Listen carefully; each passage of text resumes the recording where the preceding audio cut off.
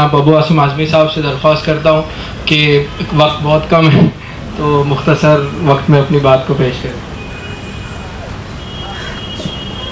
Stage पर बैठे हुए तमाम NGOs के, तमाम सोसाइटीज़ के मेंबरान, यहाँ बैठे तमाम दोस्तों, साथियों, भाइयों और बहनों, मैं माफ़ी चाहता हूँ। मेरे पार्टी की मीटिंग चल रही थी, इसलिए मुझे आने में थोड़ा ताख़ीर हुई, लेकिन मैं दिल की गहराइयों से उन लोगों को बहुत मुबारकबाद पेश करता हूँ जिन लोगों ने आज इस एक बहुत अहम मुद्दे के ऊपर ये प्रोटेस्ट यहाँ रखा हुआ है।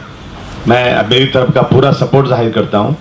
तब्रेज़ के बारे में जो चीज़ें हैं, सोचकर ऐसा लगता है कि कोई शायद जानवर भी ऐसा काम नहीं कर सकता। जो इस मुल्क में लगातार हो रहा है, मैं तो कहूँगा मोदी जी को ज़रा न्यूजीलैंड चले जाइए, ज़रा कुछ सीख के आइए, थोड़ा सीखिए दुनिया कैसी होती है, क्या होता है। क्या शर्म नहीं आती? सबका साथ, सबका विकास, अब नया लाया है सबका विश्वास। यही सबका साथ, सबका विश्वास है। छोटी छोटी चीजों पर आप जो है बड़े जल्दी ट्वीट करते हो, लेकिन आपको नजर नहीं आ रहा मुल्क में क्या हो रहा है। आज चारों तरफ से मुसलमानों को घेरने की कोशिश की जा रही है। 1947 में जब ये मुल्क आजाद हुआ था, हमें चांस था, हमें पूरा मौका था कि हम इस मुल्क को छोड़कर पाकिस्तान जा सकते थे, क्योंकि पाकिस्तान एक धर्म के नाम पर अलग हुआ था। लेकिन जितने लोग पाकिस्तान गए, उससे बहुत ज्यादा हिंदुस्तान में रहकर पाकिस्तान मुर्दाबाद और हिंदुस्तान जिंदाबाद का नारा लगाते रहे। आज 1953 में जवाहरलाल नेहरू ने बहुत अफसोस जाहिर किया था कि आज नौकरियों में, खासतौर से फोर्सेस में, मिलिट्रीज में, डिफेंस में मुसलमानों की तादाद दाल में नमक के बराबर होती जा रही है। लेकिन याद रखिए इस देश के रहने वालों, जब भी इस मुल्क पर कभी भी ऐसा जंग का बादल मंडराया है, तो जितना मुसलमानों की तादाद जंग में है, उसमें डिफेंस में है, मिलिट्री में है, उससे कई गुना ज्यादा मुसलमानों ने अपनी कुर्बानी देकर हिंदुस्तान के साथ इंसाफ किया है, अपनी जान गंवाई है और हिंदुस्तान जिंदाबाद का नारा लगाया है। आज वो लोग जो अंग्रेजों के तलवे चाटते थे, जिनका आजादी में कोई योगदान नहीं है, जो जेल में नाम मर्दों की तरह रहकर चिट्ठी लिखते थे अंग्रेजों को कि हमें एक बात छोड़ दो, हम गांधी जी के स्वदेशी आंदोलन को मटिया मेल कर देंगे, वो दलाल आज मुसलमानों से वफादारी का सर्टिफिकेट मांगते हैं। शर्म आना चाहिए उनको। आज क्या हो रहा है देश में? अभी 4 दिन पहले की बात है, मैंने अखबार में पढ़ा, न्यू मुंबई में 9 साल पहले मुसलमानों को जमीन मिली कब्रिस्तान की, और उसके बाद वहां के लोग कहते हैं मेरा दफन नहीं करने देंगे। मैं तुम्हारे बाप का राज चलता है? देश कानून से चलेगा या गुंडागर्दी से चलेगा? सरकार बैठ के तमाशा देख रही है। एक ही मुर्दा दफन हुआ और पूरे एरिया के लोगों ने घेर लिया, और पुलिस को मजबूर होकर के वहां लॉ एंड ऑर्डर की सिचुएशन से वहां कब्रिस्तान को बंद करना पड़ा, और सरकार ने ऐलान कर दिया कि आज से इस कब्रिस्तान में एक भी मुर्दा दफन नहीं होगा। क्या मजाक लगा रखे हैं? रोज ये हो रहा है। आप जहां चाहो मुसलमानों को पकड़ के दाढ़ी पकड़ के उसको मारोगे, कहोगे जय श्री राम बोलो।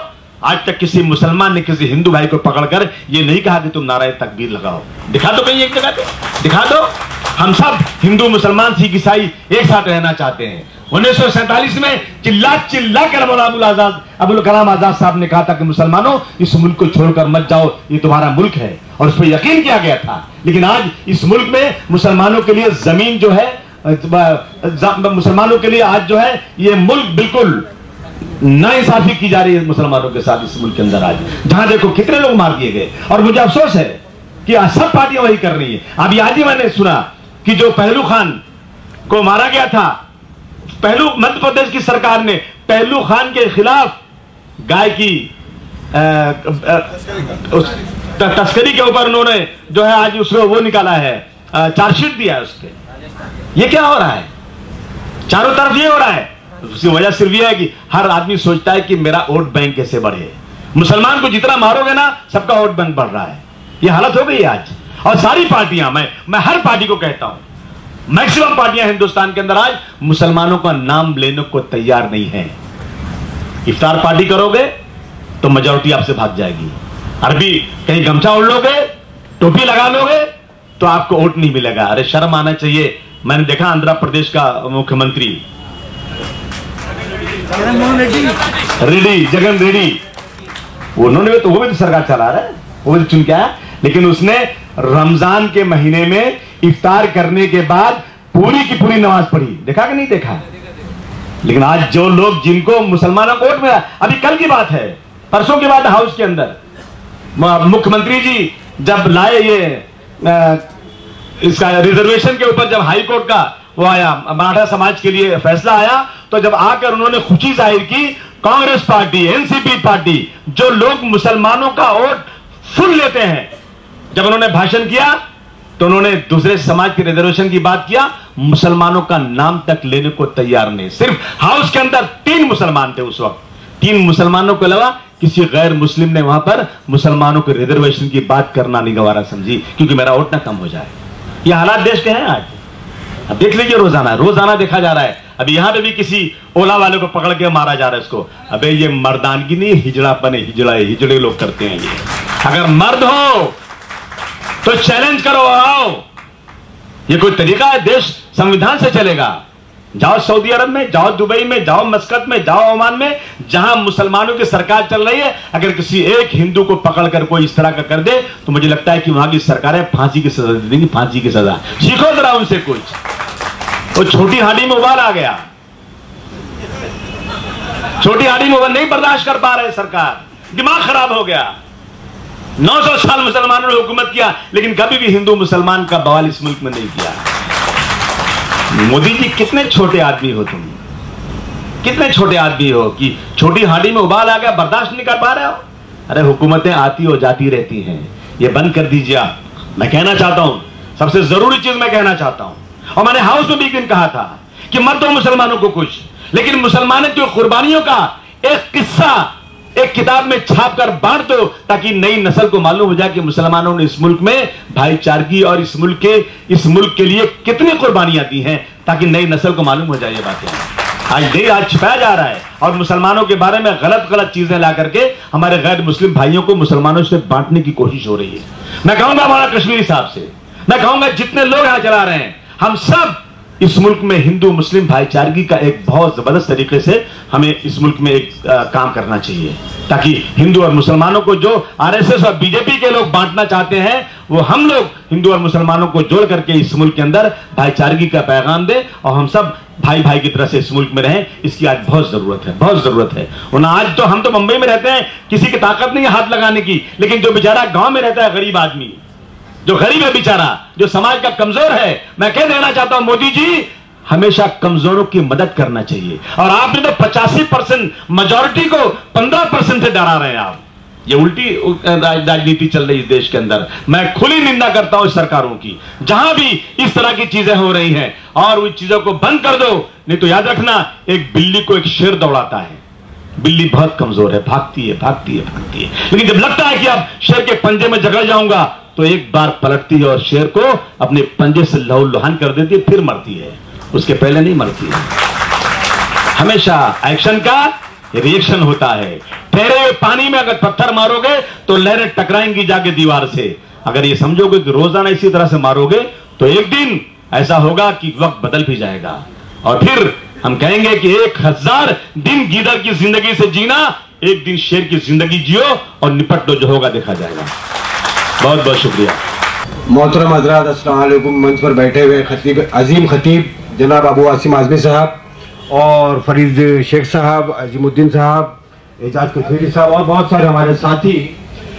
मैं यहाँ पर बहुत ज़्यादा तफसील से न जाते हुए सिर्फ इतना कहना चाहूँगा कि हिंदुस्तान के जो हालात हैं, जिससे ना मुसलमान घबराए हुए हैं, ना दलित घबराए हुए हैं, और ये बात अच्छी तरह समझ लेनी चाहिए कि जो मॉब लिंचिंग में अब तक जो है पिछले 4-5 सालों में 35-40 लोगों को मार दिया गया, दलितों को, मुसलमानों को, तो इससे एक बात ये फिरका परस्ती और आरएसएस के लोग ये समझ रहे हैं कि इस देश में 60 करोड़ की आबादी है दलितों की और मुसलमानों की।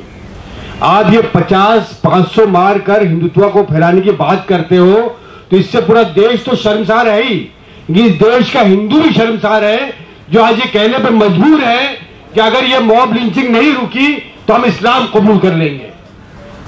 कल एक वीडियो आई है जिसमें एक खानदान ने, एक गांव के लोगों ने यह कहा है कि हम यहां पर 800 घर हैं, और ये 800 घर में रहने वाले 8000 लोग हैं। अगर उन्होंने ये मॉब लिंचिंग नहीं रुकी तो हम इस्लाम कबूल करने को तैयार हैं। तो ये समझ ले कि आने वाला कल खुश आइंदा है, इस्लामी इनकलाब आने को है, घबराने की जरूरत नहीं है और हम जान देने को तैयार है अपनी। और अगर इस तरह से मॉब लिंचिंग चलती रही तो वो दिन दूर नहीं कि जिस तरह से हमारी बहन ने कहा कि हम इस मॉब लिंचिंग को रोकने के लिए हम आगे आएंगे, हम हाथ नहीं उठाएंगे लेकिन रोकने वालों के हाथ जरूर पकड़ने का काम करेंगे। और हम नामर्दों की तरह मरेंगे नहीं, हम शेर की इज्जत के साथ जो इज्जत के साथ अपनी जिंदगी जी है उसको जीने का सलीका हम जानते हैं। ये हमने आजादी के वक्त बताया था। हमारे उलमाए कराम ने, ना जाने कितने हजारों उलमाए कराम ने अपने आप को सूली पे लटका दिया। हम आजादी के वक्त अंग्रेजों से नहीं डरे उनकी तोपों के सामने। तो तुम्हारी हैसियत और तुम्हारी औकात क्या है? ये तो हमारे सब्र का पैमाना है। और यही इस्लाम है हमारा कि इस्लाम जो है तलवार की नोक पे नहीं फैला।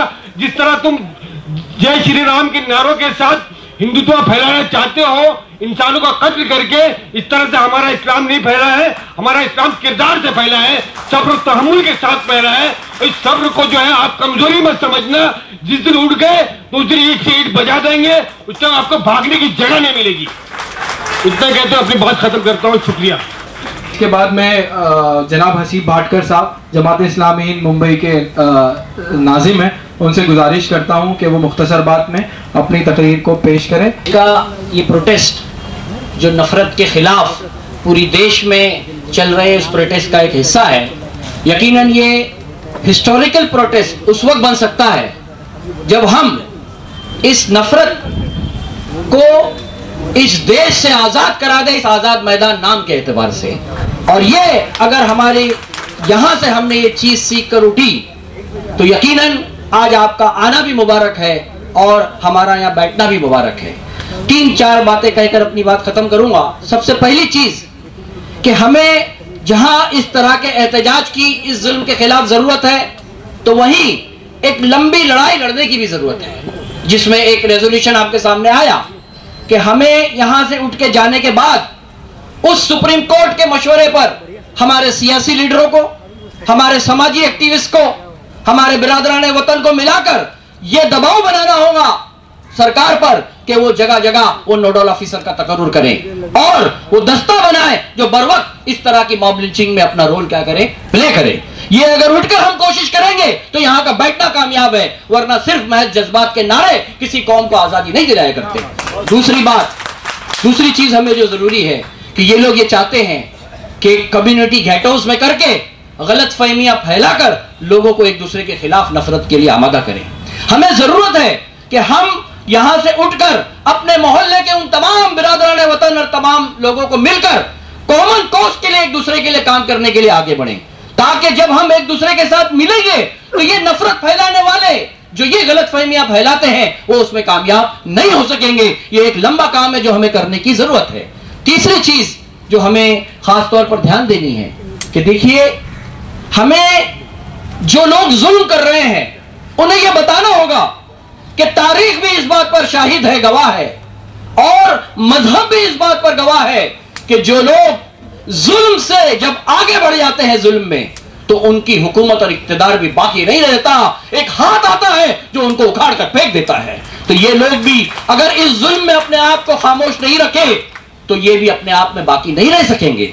छोटी चीज इस बात को हमें ध्यान देना है कि देखिए, प्रोफेट मोहम्मद सल्लल्लाहु अलैहि वसल्लम ने जो बात बताई वो हमें तमाम इंसानों को बतानी है, खुद मुसलमानों को भी अपने अमल से पेश करना है। इनसे ये कहना है कि जिस नफरत को तुम लोगों के दिलों में फैला रहे हो, जिस हेट के वास्ते तुम लोगों को तकलीफ दे रहे हो, क्या तुम अपने लिए पसंद करते हो ये चीज?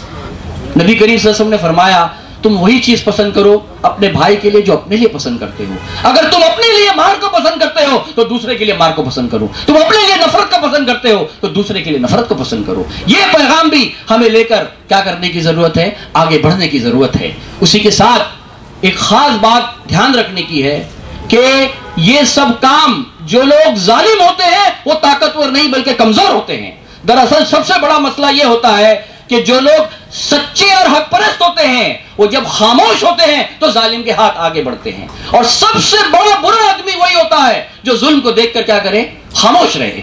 जरूरत इस बात की है कि एजुकेशन, कैंपस, प्रेस, सियासी सतह पर, मोहल्लों की सतह पर, रास्ते में ट्रैवलिंग करते वक्त भी अगर किसी हमारे भाई पर, चाहे वो दलित हो, चाहे मराठा हो, चाहे सिख हो, चाहे मुस्लिम हो, अगर उसके साथ जुल्म हो रहा है तो हम वहां से देखकर गुजर ना जाएं, बल्कि खड़े होकर उसकी मदद के लिए आगे बढ़ें। तो यकीन जानिए वो जुल्म के हाथ इसी तरह रुक सकते हैं। आखिरी बात जो मैं खास तौर पर यह कहना चाहूंगा कि देखिए, एक बात ये समझ लीजिए कि जब किसी के ऊपर इस तरह की वारदात पेश आए तो वो लोगों के आगे अपनी जान की भीख न मांगे, इसलिए कि जिंदगी और मौत के फैसले दुनिया में नहीं आसमानों पे हुआ करते हैं।